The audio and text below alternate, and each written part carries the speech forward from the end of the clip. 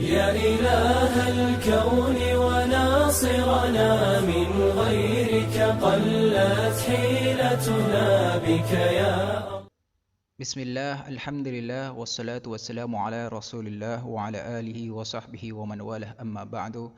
Ayat talaba azanallahu wa iyyakum, nas'alullaha li wa lakum khairan wal afiyah aynama kuntum insyaallah fi himayatillahi azza wa jalla. Ayuhat talaba azanallah, fi hadhihi al-khissa insyaallah sanaqumu ma'ana ad-darsu al-fiqh wa mawdu'una al-yawm al-ghusl. Anak-anakku semuanya yang dirahmati Allah, di kesempatan pagi hari ini kita akan membahas tentang materi kita dalam materi fikih, yaitu mandi besar. Kita bacakan terlebih dahulu matanya, kemudian kita jelaskan dalam footnote atau catatan kakinya. Bismillah. Faslun, walladhi yujibul ghusl sittatu asya, thalathatu tashtariku fiha ar-rijal wan nisa. وهي التقاء الختانين وإنزال المني والموت. Ayat talabah, yang menyebabkan seseorang itu mandi besar itu ada 6. 3 diantaranya berlaku bagi laki-laki dan perempuan. Jadi ini 3 hal ini berlaku bagi laki-laki dan perempuan, maka dia wajib mandi. Yang pertama adalah bertemunya 2 khitan. Maksudnya di sini ada bertemunya 2 khitan, ini adalah 2 kelamin. Ini bertemunya 2 kelamin. Baik itu kelamin laki-laki dan kelamin perempuan. Yang dimaksud di sini khitan ini musanna dari khitanun. Khitanain musanna dari khitan, yaitu maudhi'ul khatan. Artinya di sini adalah tempat dikhitan. Berarti tempat dikhitan di sini adalah kemaluan atau alat kelamin. Wa huwa inda sobi, dan ini ada pada anak kecil. Ya, biasanya pada anak kecil. Al-jaldatul lati tughti ra'sad dzakar, yaitu kulit yang menutupi kepala bagian kemaluan atau alat kelamin. Ini sebelum dikhitan. Biasanya, maka oleh karenanya itu biasanya dibuang. Jadi dibersihkan dengan cara dikhitan. Wa indal unsa, dan pada perempuan, jadi di anak perempuan itu adalah al-jaldatu fi a'lal qubul, yaitu kulit di bagian atas kemaluannya perempuan, ini alat kelamin perempuan yang berdampingan dengan tempat keluarnya air seni. Wal murad bi iltiqa'il khitanain tahadihima, yang dimaksud dengan iltiqa adalah menempel antara 2 kelamin ini, menempel antara laki-laki, 2 alat kelamin laki-laki dan perempuan ini menempel. Wa yakunu dzalika bidukhulil hashfa fil farji, dan ini bisa terjadi dengan masuknya khasyafah, bagian depan alat kelamin laki-laki atau kemaluan laki-laki pada kemaluan perempuan, farj. Dan ini adalah sebuah bentuk kinayah, kiasan dari pada jima. Diriwayatkan oleh Imam Bukhari dan Muslim dari Abi Hurairah radhiyallahu anhu bahwasanya Nabi sallallahu alaihi wasallam bersabda, "Idza jalasa baina syu'abiha al-arba' thumma jahadaha faqad wajaba 'alaihi al-ghusl." Artinya, jika seorang itu duduk di antara syu'bah, di sini yang dimaksud di sini adalah pahanya perempuan, 2 pahanya perempuan. Artinya al-arba', jadi 4 pahanya itu bersinggungan. Summa jahadaha, artinya di jahadaha itu artinya bersungguh-sungguh. Artinya dalam hal ini adalah jima.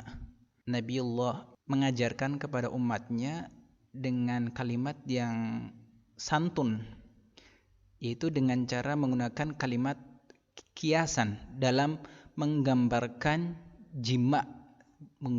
jima saja itu menggunakan bahasa kiasan. Kiasan dari jima. Kiasan dari jima. Ini adalah bahasa yang halus dipakai oleh Rasulullah SAW dalam menggambarkan jima. Wajib alaihi al-ghusl, maka wajib baginya untuk mandi besar. Mandi besar. Dan riwayat Imam Muslim, dalam riwayat Imam Muslim yang lain, wa in lam yungzil, meskipun dia itu tidak mengeluarkan mani. Artinya si laki-laki ini tidak keluar mani, maka wajib mandi besar. Apabila alat kelamin laki-laki dan alat kelamin perempuan ini saling bertemu, meskipun ini tidak keluar maninya. Dalil di atas ini menunjukkan akan wajibnya mandi, ya, dengan sekedar berjima saja dan tidak keluar maninya, maka diwajibkan mandi. Wa inzalul mani, yang sekarang adalah mengeluarkan mani. Inzal artinya mengeluarkan mani, baik itu dengan cara bermimpi atau dengan cara dirinya sendiri yang ia lakukan. Dalam hal ini seperti contohnya adalah onani. Dan diriwayatkan dari Imam Bukhari dan Muslim dari Ummu Salamah radhiyallahu anha berkata, ja'at Ummu Sulaim kepada Rasulullah sallallahu alaihi wasallam. Jadi Ummu Sulaim itu datang kepada Rasulullah sallallahu alaihi wasallam sambil kata, ya hai Rasulullah, innallaha la yastahi minal haqq. Sungguhnya Allah itu tidak malu akan kebenaran. Fahal 'alal mar'ati min ghuslin idza hiya talamat? Apakah bagi perempuan itu wajib mandi jika dia itu bermimpi? Rasulullah menjawabnya, ya, jika dia melihat air. Jadi ketika dia bermimpi, mimpi basah, kemudian dia melihat air, ketika bangun dia melihat air, merasakan ada air yang keluar, dan disitulah dia itu mani. Maka dia wajib mandi bagi perempuan juga. Au ma yakhruju minal mar'i hal jima, atau apa yang keluar dari perempuan ketika sedang berjima. Ini pun demikian keluar mani, maka wajib mandi. Ini lebih wajib mandi. Dan diriwayatkan oleh Abu Dawud dan yang lainnya dari Aisyah radhiyallahu anha berkata, Rasulullah sallallahu alaihi wasallam suila Rasulullah sallallahu alaihi wasallam 'anir rajuli yajidul balal. Ditanya Rasulullah sallallahu alaihi wasallam ini tentang laki-laki yang mendapati pada celananya itu basah, balal, cairan. Walam yadhkur ihtilaman, dan dia tidak ingat apakah dia itu mimpi. Jadi dia tidak ingat bahwa dirinya itu mimpi. Faqala yagtasil, maka Rasulullah menjawabnya dia harus mandi. Wa 'anir rajuli yara an qad ihtalama wa lam yajidil balal. Kemudian di lain kasus, ya, tentang laki-laki yang mendapati dirinya itu bermimpi di malam harinya, wala yajidil balal, dan dia tidak mendapati pada celananya itu basah. Faqala la ghusla alaihi, maka Rasulullah pun menjawabnya tidak wajib baginya mandi. Faqalat Ummu Sulaim al-mar'atu taradhalika alaiha ghusl. Apabila perempuan itu mengalami hal tersebut, apakah dia wajib mandi? Jawaban Rasulullah, na'am, ya, an-nisa'u syaqaiqul rijal. Perempuan itu dari tulang rusuknya laki-laki. Kemudian yang terakhir adalah al-maut. Al-maut di sini adalah kematian. Diriwayat oleh Imam Bukhari dan Muslim dari Ummu Atiyah al-Ansariyah radhiyallahu anha berkata, dakhala alaina Rasulullah sallallahu alaihi wasallam. Datang kepada kami Rasulullah sallallahu alaihi wasallam ketika meninggalnya putrinya beliau. Faqala iksilnaha salasan. mandikanlah dia tiga kali. Riwayat Imam Bukhari dan Muslim dari Ibnu Abbas radhiyallahu anhuma, artinya di sini ada seorang laki-laki yang diterjang oleh onta ba'ir, ya, sehingga lalu dia itu meninggal. Dan kami bersama Rasulullah SAW, kami dalam keadaan menggunakan kain ihram, mengatakan iksiluhu bima'i wasidrin, mandikanlah dia dengan air dan daun bidara. Lalu wakafinuhu, dan kemudian kafanilah dia dengan 2 helai kain.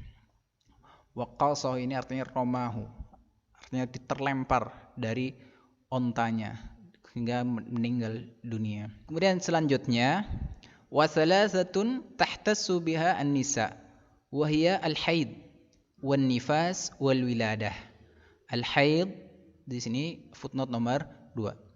Qala Allah Ta'ala fa'tazilu an-nisaa fil mahidi wa la taqrabuhunna hatta yadhhurna fa idza tatahharna fa'tuhunna min haitsu amarakumullah innallaha yuhibbut tawwabina wa yuhibbul mutatahhirin. Surah Al-Baqarah ayat 222. Artinya taharna artinya iktasalna, artinya mandi. Kemudian yang berikutnya an-nifas. Terkhusus bagi perempuan itu ada haid, kemudian ada nifas, dan ada wiladah, melahirkan. Untuk yang haid ini seperti apa yang diriwayatkan Imam Bukhari dari Aisyah radhiyallahu anha, bahwasanya Rasulullah sallallahu alaihi wasallam bersabda kepada Fatimah binti Abi Hubaysh radhiyallahu anha, "Fa idza akbalatil haidah fada'i shalah."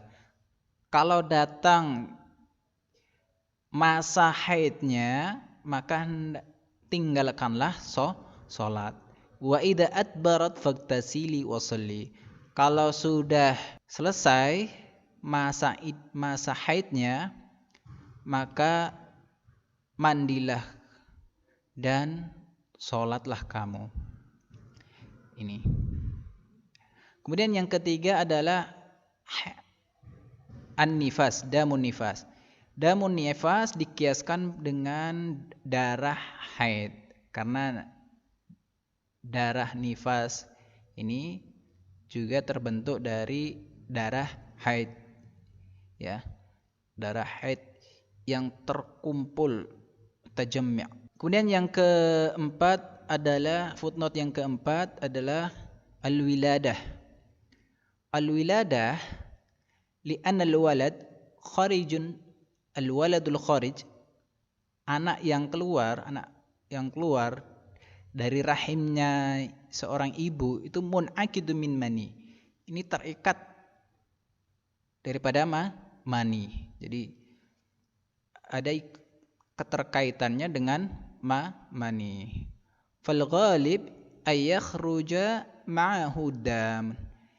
Rata-rata kebanyakan, ya, keluarnya beriringan dengan darah, sehingga dia wajib mandi. Selanjutnya faraidul ghusl, pasal tentang fardu mandi. Salasatu asya, ada 3 hal. Yang pertama an-niyah. Kita bacakan footnote-nya nomor 5. Li hadisi innamal amalu bin niyah. Ini wajib diawali dengan niyah atau diiringi dengan niyah. Yang berikutnya yang kedua adalah izalatul najasah in kanat ala badanihi. Yang kedua adalah menghilangkan, membersihkan najis yang ada pada badannya, ya, yang ada pada badannya. Seperti apa yang diriwayatkan Imam Bukhari dari Maimunah radhiyallahu anha, fi ghusli sallallahu alaihi wasallam, pada mandinya Rasulullah sallallahu alaihi wasallam, ghassala farjahu wa ma asabahu min ada. Beliau, ya, membasuh kemaluannya, wa ma asabahu min ada, dan kotoran atau najis, ya, kotoran atau najis yang mengenai pada badannya. Wa sahha Nawawi fi kitubihi, Imam Nawawi mensahihkannya dalam kitabnya. di beberapa kitab-kitabnya. Annahu yakfi fi izalatiha ghuslah raf'al hadas. Dalam menghilangkan najis tersebut bisa dengan mencukupkan satu basuhan saja, seperti halnya menghilangkan hadas. Wa huwal mu'tamad, dan ini yang menjadi sandaran oleh Imam Nawawi. Fatakunu izalatul qadar qabla ifadatil ma' sunnah. Oleh karenanya izalatul qadar, menghilangkan kotoran ini sebelum menuangkan air, ya, sebelum menuangkan air ke seluruh tubuh, itu hukumnya termasuk sunnah, Selanjutnya, wa isalul ma'i ila jami'i sya'ri wal basyarah. Kemudian menuangkan air ke seluruh badan, ya, ke seluruh rambut dan seluruh kulit. Artinya kulit ini kulit seluruh badan. Diriwayatkan oleh Imam Bukhari dan Muslim dari Aisyah radhiyallahu anha bahwasanya Nabi sallallahu alaihi wasallam jika mandi janabah, beliau memulainya dengan membasuh kedua tangannya, kemudian berwudu seperti wudu untuk melaksanakan sholat, kemudian memasukkan kedua jarinya itu ke dalam air, lalu menyela-nyela, ya, dengan kedua tangannya itu menyela-nyela usul sya'rihi, ya, artinya dasar rambutnya, jadi ujung kepalanya, ujung rambutnya. Kemudian yasubbu ala ra'sihi thalatha ghurafi biyadihi. Kemudian beliau menuangkan di atas kepalanya 3 tuangan, ya, dengan 3 tuangan dengan tangannya. Tsumma yufidu al-ma' ala jildihi kullih. Kemudian beliau ratakan airnya tersebut ke seluruh kulitnya beliau. Ini seperti apa yang diriwayatkan oleh Imam dari Aisyah radhiyallahu anha. Karena Aisyah radhiyallahu anha lebih banyak hadisnya kaitan tentang hal-hal yang pribadi di diri Rasulullah SAW. Kemudian selanjutnya adalah sunnah-sunnahnya.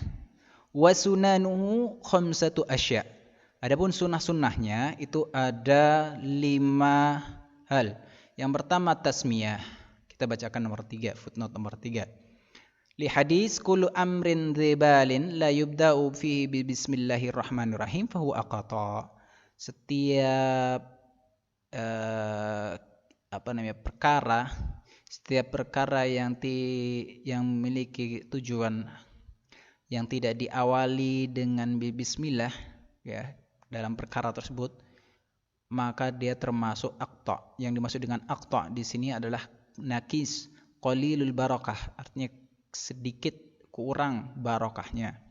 Oleh karenanya setiap perbuatan, setiap hal harus diawali dengan bismillah untuk mendapatkan keberkahannya. Selanjutnya al-wudu qablahu. Kemudian wudu sebelum mandi, ya, sebelum memulai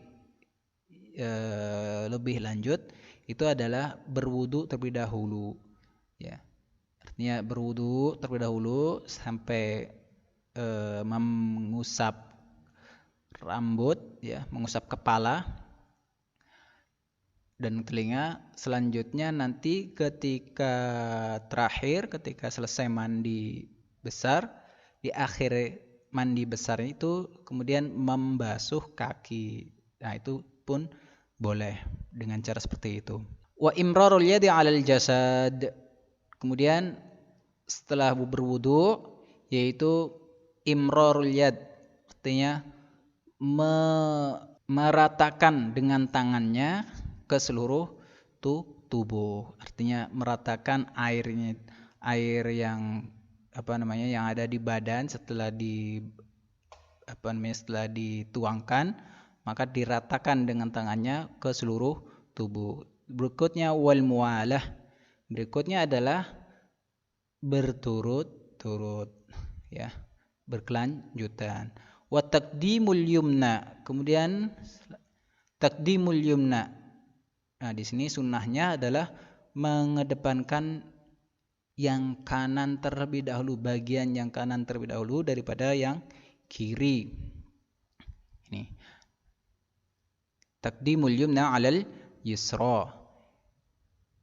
Artinya bagian sebelah kanan dari badannya. Seperti contohnya punggungnya, perutnya ini.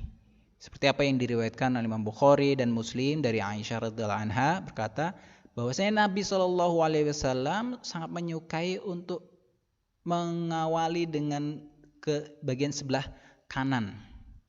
Dalam hal mengenakan sandalnya, dalam hal menyisir rambutnya, tarajjulihi artinya menyisir rambutnya, kemudian tuhurihi dalam bersuci ya, dan pada segala hal ya, pada segala hal Rasulullah sangat menyukai memulai dengan bagian sebelah kanan. Artinya mulai dengan bagian sebelah kanan. Ini sunnah-sunnahnya dalam mandi besar. Nah, هذا مما شرحنا في هذه القصة. نسأل الله لي ولكم فهما جيدا وعلما نافعا في هذا الدرس. اللهم انفعنا بما علمتنا وعلمنا بما ينفعنا وزدنا علما نافعا ورزقا طيبا وعملا متقبلا. أستغفر الله لي ولكم. السلام عليكم ورحمة الله وبركاته.